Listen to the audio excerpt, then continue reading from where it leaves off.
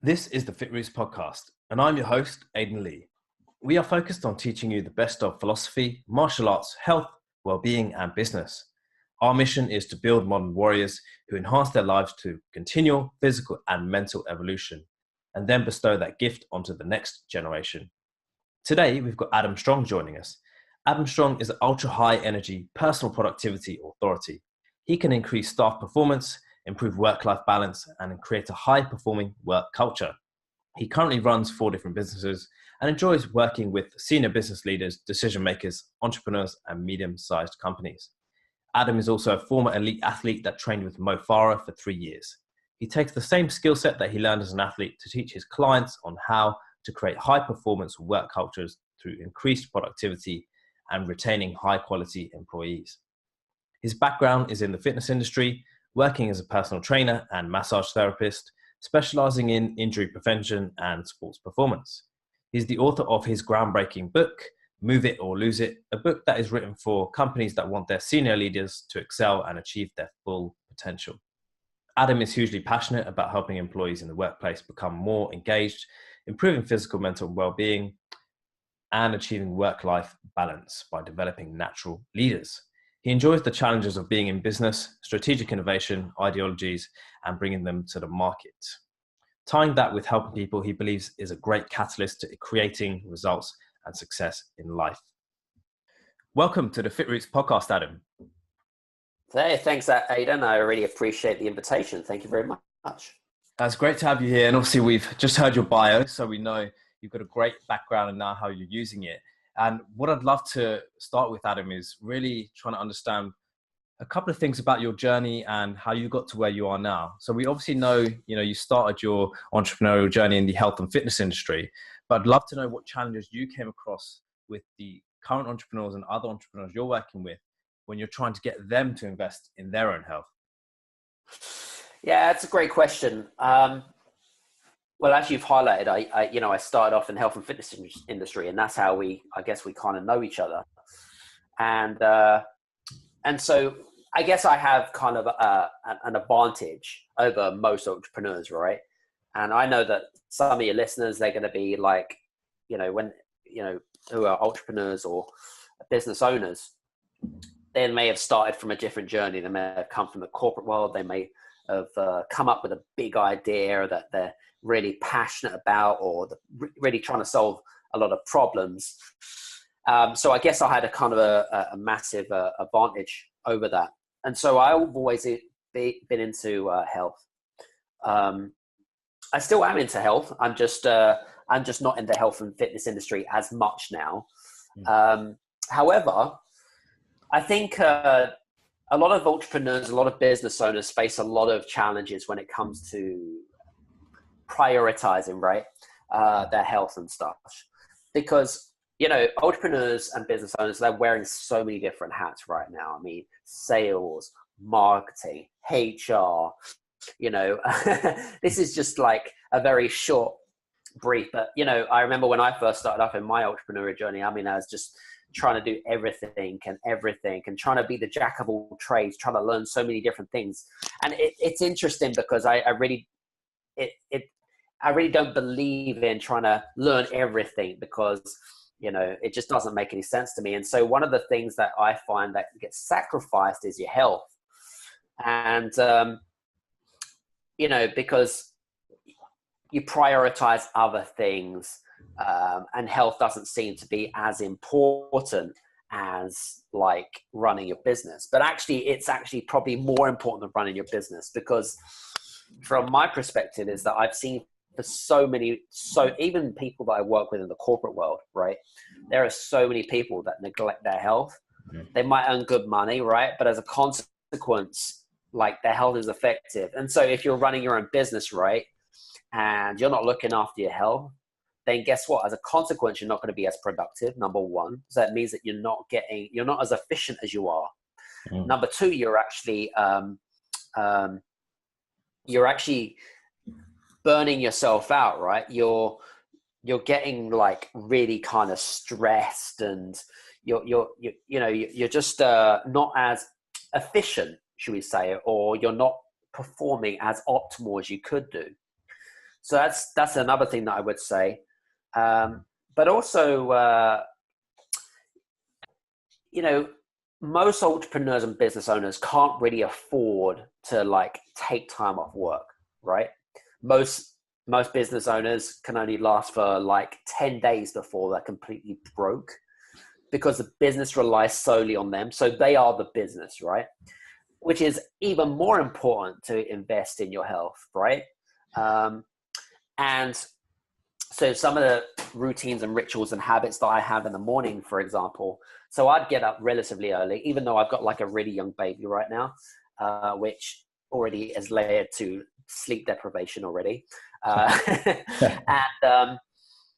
And so one of the things I like to do in the morning is mind feed. Well, that comes in different forms for me. Like I'm really into Gary V at the moment, Gary Vaynerchuk, he's absolutely fantastic, great guy, and really kind of like gets you fired up in the morning, gets you enthusiastic and things like that. And his podcast is absolutely amazing. And by the way, I'm not selling Gary Vaynerchuk. He's not paying me any commission for selling his books or anything. Not yet. But actually, I've just bought his new book, Crushing It, which is absolutely fantastic. Mind feeding is very important in the morning, conditions your mind. And then what I'll do actually... Sorry, before you do that, Adam, what do you mean by mind feed? Do you mean you take in resources and things that inspire you and make you want to be better that day? Is that what it is? Or is there more to it? Mind feed to me is really kind of... things for me is like absorbing like information like a sponge, right? So as human beings, we absorb all this information and we absorb it like a sponge. To me, conditioning your mindset is really kind of reading, listening, or watching positive material. So like a really good thing that really fires me up in the morning actually is listening to on YouTube, because YouTube's actually a great resource. There's a great motivational video. If you type in the most motivational video ever, there's like clips of Arnold Schwarzenegger working out. You've got Jean-Claude Van Damme. You've got like the guy from Board Simmer. What's his name? There's a few celebrities on there. Yeah. Which basically like really kind of get you fired up. They give you this positive vibe, and it's just perfect actually, especially if you're going to go for a run in the morning, or even if you're not into running, you're going to go to the gym or go for a walk or whatever it is. It really gets you fired up, and it's really important, because I find that the first thing that most entrepreneurs do is they go straight to their phones, look at their emails or look at their Facebook timeline. Yeah. That's what they do. That's what most people do. But I can tell you now, I don't look at my phone before 9 or 10 a.m. Because I don't want to be, I don't want to look at negative material. I want to stay away from the media. I want to just basically suck in all of the positivity, right? Even if it's like looking at the World Cup scores, or, you know, something which is going to add value to my business, add value to my mindset. You know, you don't want to be surrounding yourself with toxic environments and things like that. There's a lot of toxicity out there. Just stay away from it in the morning. Yeah. And those first few hours are focused on you. Crucial, absolutely. Because it affects you for the rest of your day. Do you know what I'm saying? It affects you for the rest of your day. And so if you don't have that like right stepping stone, then you're kind of like, you're screwed for the rest of the day, because you're kind of, your mind is like disconnected from what you should be doing. So yeah, I find that so hugely. And if the times I've not focused on myself for the rest, for the first portion of the day, it's other people's priorities that take over rather than our own, which is actually more important. We have to be selfish to be selfless.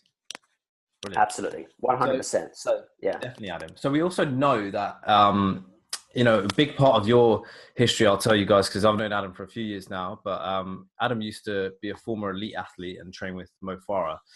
What I'd love to hear from you myself, but also for the listeners, is to understand what skills and mindset that you've taken from your athletic career and training with people like Mo that you now apply to business, and also how others can learn from these lessons. Yeah, it's good. It's a good highlight there. I think, you know, we all get, as entrepreneurs and business owners, we all get told like, you must do this, or you need these skills, or you've got to develop this and that kind of stuff. I guess like from a very early age, I've been developing those skills from a very early young age, which is good. And so when me and Mo Farah he was my training partner. So from a very young age, I developed certain skills, and certain skills are things like, for example, mental toughness. And I'm telling you now, right, Aidan, when you run a business, especially in the entrepreneurial world, like to be an entrepreneur is challenging itself, right? Okay. And it's not for everyone, but a lot of people have these high expectations that when you run a business that you're going to become a millionaire overnight. And it's just crazy. I mean, like running a business, ladies and gentlemen, is like running the marathon, right? You know, sure, you're going to get little sprints in, you know, when you're running that marathon, but you're going to get little sprints in between, but you're going to be consistent, right? So that's the first thing. I think mental toughness is probably a real big one for me. Secondly, I would say is discipline, because I find that there are so many distractions in this world, right? I mean, like, especially if most of your listeners, if they work from home, I mean, you know, you've got the kids, you've got the TV, you've got social media. I mean, and you kind of get this, and all these distractions lead to a lack of focus. And then you like look back at the end of the day and you think, what have I actually achieved in the day? And it looks like you've not achieved much, right? You've not achieved much. And it was kind of a bit of a waste of time. And like what I find is that especially business owners and entrepreneurs, they're busy just being busy, right? But they're not busy focusing on revenue generating activities, which is crucial. So I think focus is absolutely imperative. Like focus on one course of action until done is what I like to call it. Nice. So that's very, very important. The other thing that I would say, which is really important, is a results-based orientated mindset.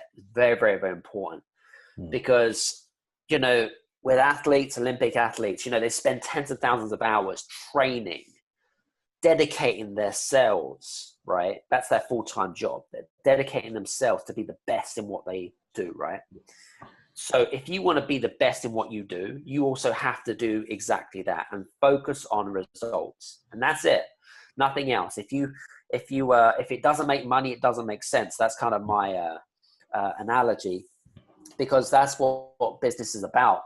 You know, we're not if you run a business or you're an entrepreneur, you know, money's not a dirty word. Running a business is not a dirty word. That's why we're in business, right? We're in business to make money. But also, yes, of course, we're there to help clients and things like that. But you have to also help yourself first, whether it be health or whether it be, running a business efficiently and effectively. So I think that there are a lot of things that business owners can learn from Olympic athletes. Even, you know, there's just a lot that you can learn from them. And there are more skills that you can develop as well, you know, to have that, what I call competitive edge over your competitors. And I would like to talk about that. Yeah, no, great golden tips, because they directly, one is, it's not just a correlation, it's a massive causation. And on that note, what was it like training with Mo Farah? You know, what was he like? What was it like? And also his mindset and how it affected you? Well, from some of the stories I can recall, actually, I remember actually one winter evening, and you know how it gets dark in the evening, really early in the winter. It would be about 6:30. We all meet up as a group of us, training. Everyone else would be like messing around, and then me and Mo would just go off. And there was where we were training in West London at the time, that is running track, and at the back of the running track there is a big field, a big muddy field, in fact, right? And like there's no floodlights or anything. Like the floodlights are on the track, and you get some reflection that goes onto the big muddy field.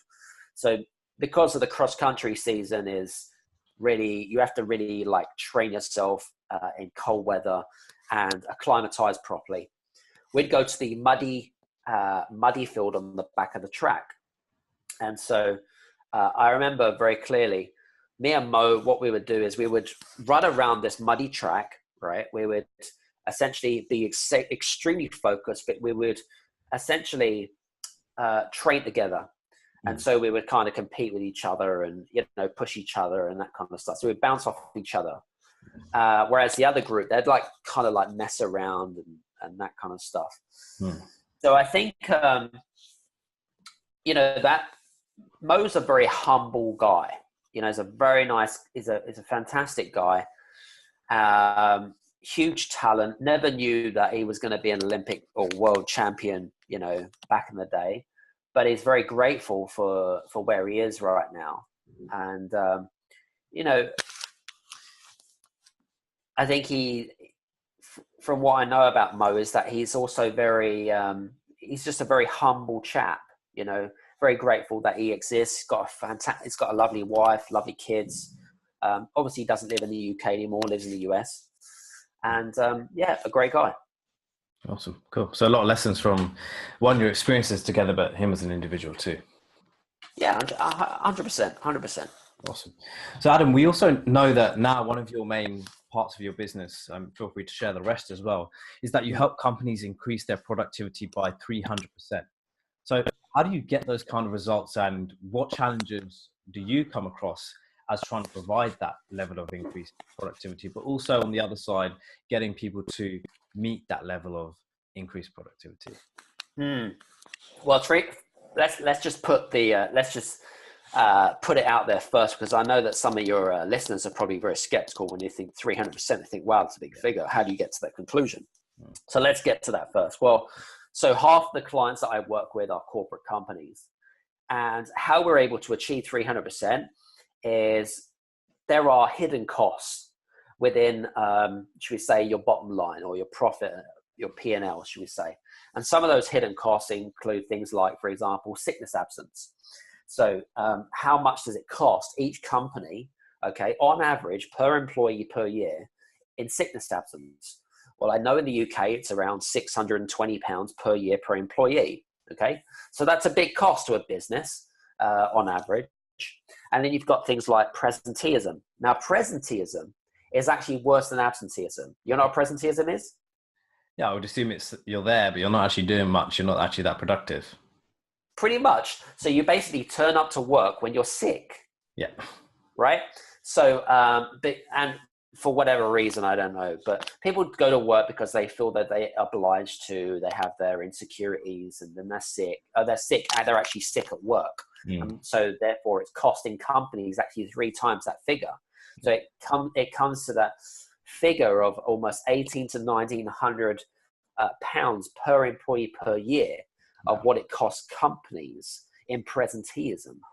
And then you've got things like, for example, staff retention.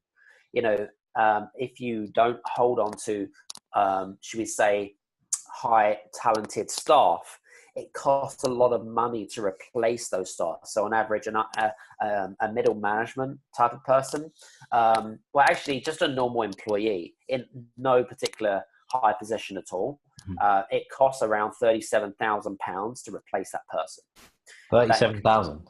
37,000, because you have to have things like advertising costs, training costs, then you have the person that's actually training them. And then if they're like in most companies, if they're sales based, you've then got to take into consideration the amount of sales that's lost when you're training new employees. So that's again another knock-on effect. So that's another huge effect. Then you've got things like staff morale, which is a very difficult figure to put on, but essentially when new people go and new people come in, things like that, that affects a lot of staff morale, and also it affects employee engagement hugely. Because we're human beings, we're not robots or computers, right? We all got feelings at the end of the day. So these are all these costs. Actually, we put together should we say an assessment. We put together a free assessment for companies. They give us provide us with some confidential information. We give them some estimates about how much money we can actually save them. Mm. And then we roll out a program, a health and productivity program, which is based on 5 different principles. So, I said to you that still health is very, very important in business. The 5 principles are physical fitness or physical fitness. Then you've got energy management. So things like diet, nutrition, which is very, very important. Then you've got work-life balance, because essentially, you've got to find that fine work-life balance and that kind of stuff. Then you've got, then you've got accountability. So when you're setting goals and when you're setting, goals, who are you accountable for? That's the 4th one. And the last one, which is very, very important, which is all to do with how do you create winning teams? How do you nurture talent, and how do you create new leaders within the company? So it's a kind of a mixture of, should we say, health as well as leadership, personal development. So, and that's kind of taking the same principles from my athletic career, right? Especially from a coaching perspective, that those are the key skills that you need in order to have a thriving and highly productive, should we say, workforce.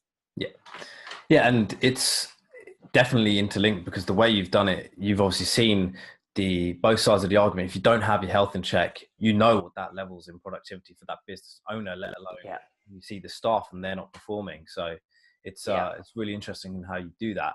And how do you, so you talked about obviously how that works, but how do you find the staff, one, receive it, and also 2, the actual business owners or the higher level people? How do they both receive that, and how do they respond to it?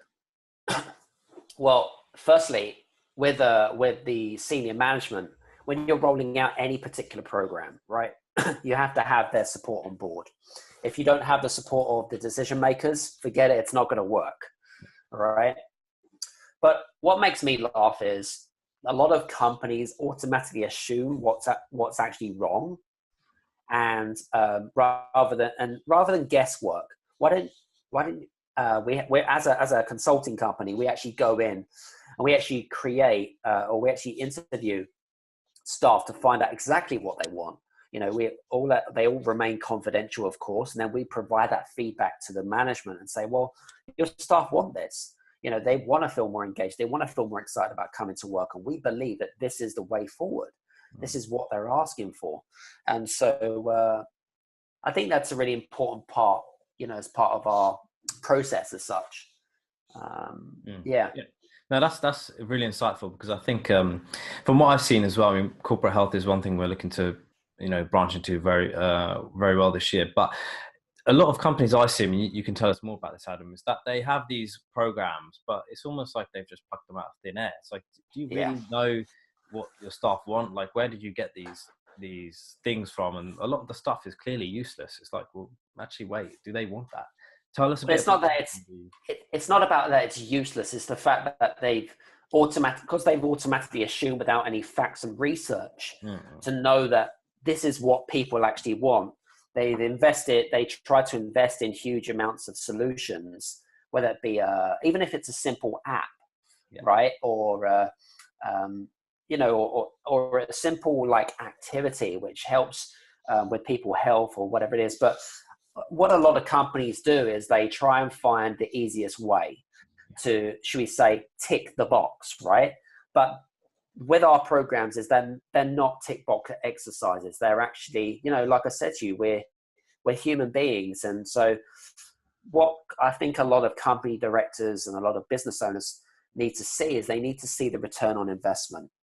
And they need to understand, okay, so if I bring you in, okay, or we bring your consultancy firm in, what is the outcomes? And I think that's really important, is to understand what the outcomes are and how can we measure the results. And that's what we do as a company. That's what we do, is we actually sit down with company owners and we're like, listen, okay, this is great. We've got a fantastic program. We know what the problem is, but how are we actually going to measure the results? What would you like to see at the end of the program, whether it be in 6 months, whether it be in 12 months, or whatever it might be? And so once we have established that, then we're on the same wavelength, right? About how best to kind of execute and take action. Mm. Yeah, because if you have you people on different pages, yourself and the business owner, and then obviously the staff, that's three different potential viewpoints which are just not coinciding with one another. And exactly, conflict that can arise out of that. So, okay, cool. So Adam, if there was one message you could convey to everyone listening to this right now, your most important message to them, and something they can take away and either implement in their thoughts and or actions right away, what would that be?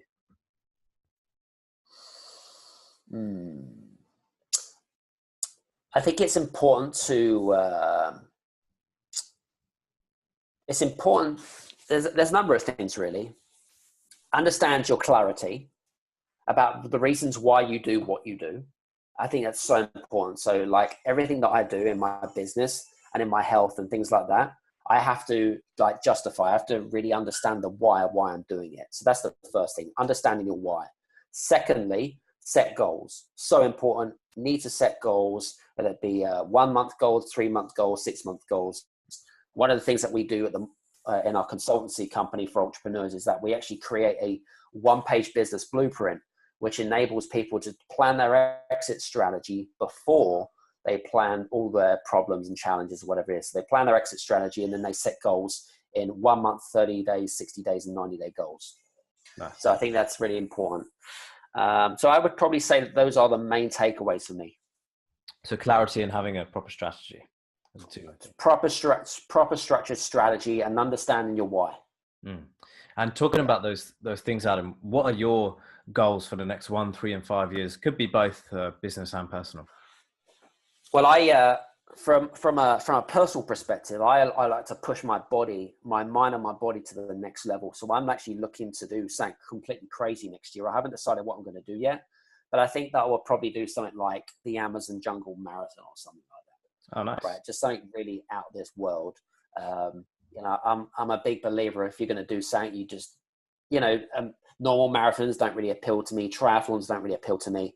They're just not going to push me hard enough. So I need to push myself to the next extreme and go do something crazy. So that's my personal goal. Even if it's climbing Mount Everest or Kilimanjaro, I don't know yet. My business goals over the next short-term goals. We talked a little bit about, we're actually launching the Accelerated Outcomes Business Mastermind, which I'm really super excited about.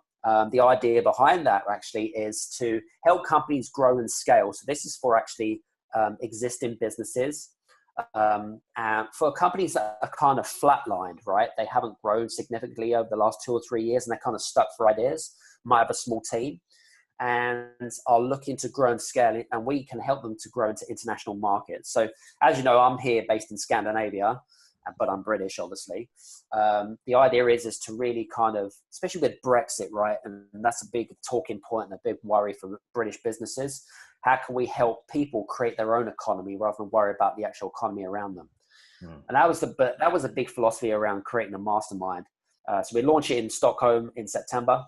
And then the idea is for people to be able to do partners, to be able to acquire more investors or whatever it is that your business is, to be able to do more business in different countries. And then we're going to start launching and rolling the model out in different cities all over the world. We're going to focus in London and Scandinavia initially, but then we're going to then span out European. So I'm pretty excited about that one. So it's a really good one that we're going to do right now. And then obviously I've got a lot of speaking events coming up this year, which I really thoroughly enjoy. I really enjoy speaking all over the world. I'm actually focused on also launching a new business. This will be business number 5 for me. And my next business, actually, I'm looking to revolutionize the organic food industry. I can't say too much right now, but I've found something which is, I'm really super excited about. But it's going to, the idea behind it is to help poorer families to gain access to cheaper organic food for all. So When you're ready yeah, to share, let us know. I'll be very, we very. will definitely. So, a few projects right now. Anything else? Oh, and then I've just launched a new ebook actually, which, if your listeners want to download it, it's free anyway. If you go to my website, which is available, adamstrong.net, you can actually download the free ebook for free. And it's called The 11 Steps. It's called Accelerated Outcomes, 11 Steps to increasing your performance, productivity, and your profits. So there's some great tips, great action points that a lot of your listeners can take away from. And you're welcome to take a look at that. And feel free to connect with me on social media, of course. Awesome. No, I'll do that as well. That's really good, Adam. Thank you. And just before we wrap up, just a couple of signature questions. But also, I know you shared some personal habits earlier, but could you share a few personal habits or daily routines that contribute to your success and potentially others listening to this?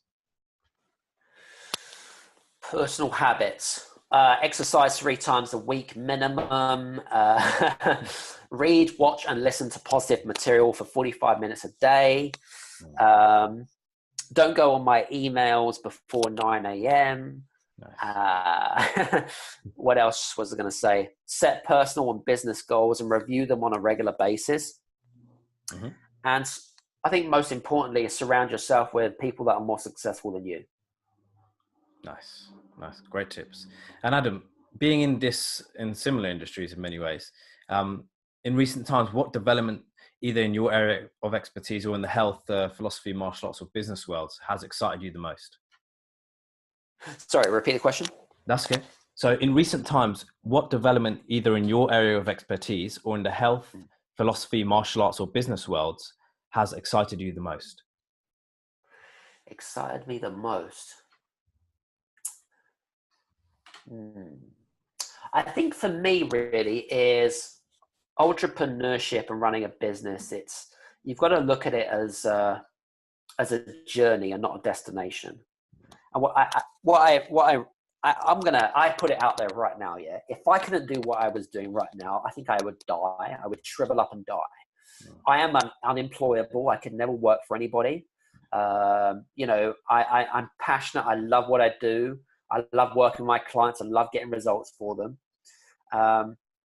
But I wake up every morning feeling very humble and very grateful for, my family, my kids, friends and things like that. But I think you've really got to have gratitude, and appreciation for people that are around you. Right. And I think that a lot of business owners really kind of don't get that sometimes. And I know from personal experience, I fail to identify gratitude, especially in my early days of entrepreneurship. And, you get the breakdown of relationships and you don't come across as authentic and things like that. And I think that's so, so important to have this. I actually would highly recommend your readers to start up a gratitude journal. I think that's a really important thing to read, really to eliminate the toxic relationships in your life and really kind of nourish the ones which really nourish the relationships that are good in your life. Yeah. And gratitude is, I think I agree as well. In the early days, you just think about, I just need to make this work. But rather than saying that, why not focus on what you already have and what you can make of that instead of trying to think what you don't have, Good. Exactly. And Adam, being in the industry yourself, what are your thoughts on the health and wellbeing industry? Changed significantly a lot. I think the reason why I left the health and fitness industry is I fell out of passion for it, if I'm honest with you. And the reason for that is because there were a lot of changes happening. I mean, in the UK, as an example, there's the big boom of, should we say, cheap gyms. And the fact that, the fact of the matter is that there are a lot of things in the industry which I particularly didn't really thought that it was of matching my values and such. And so I also believe in trying to help as many people as I can. And I think that as you begin to learn as you begin to learn, especially if you're in the health and wellness industry or health and fitness industry, is that if you want to help people, then there will come a time when you're ready to take things to the next level. But, I find that, I have a lot of friends in the health and fitness industry, as an example, and, still are personal trainers, still run their own little businesses and whatever. And that's fine if you're happy doing that. But if you're not happy, then make a choice, make a change. I know change is scary. I know there's a lot of fear that you have to overcome and that kind of stuff. But the reason why I changed is, and there were so many challenges that I actually came across. Like, I moved into a transitional period. When you go through change, you go through a transitional period, right? And you get a lot of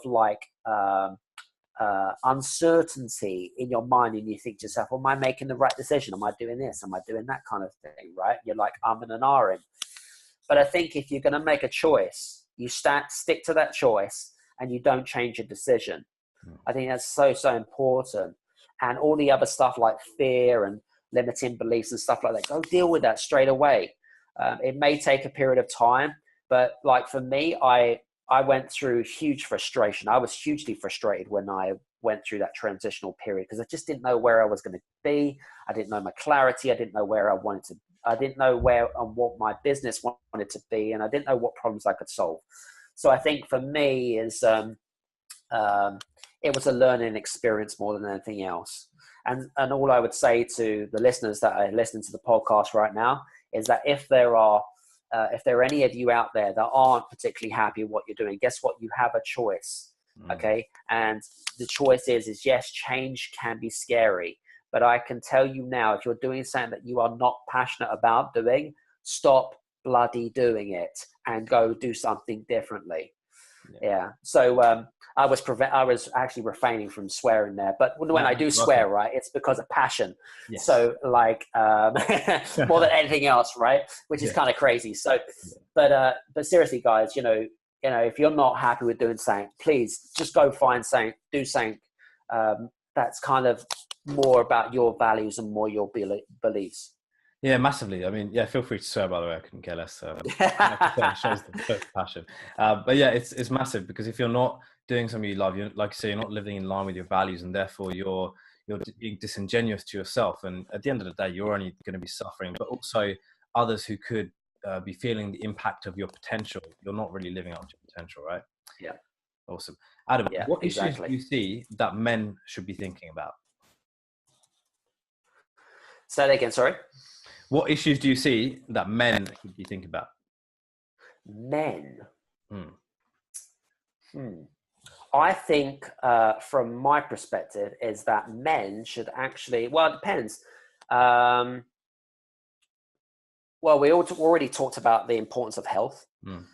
I think the second thing for me is to be pro-woman. Now you're probably thinking, what do you mean by pro-woman? Well, what I mean by that is that, like, I'm a big endorsement of like women, and there's a huge thing about like, women in business and like fairness and, that kind of stuff, equality, it's a big buzzword right now, right?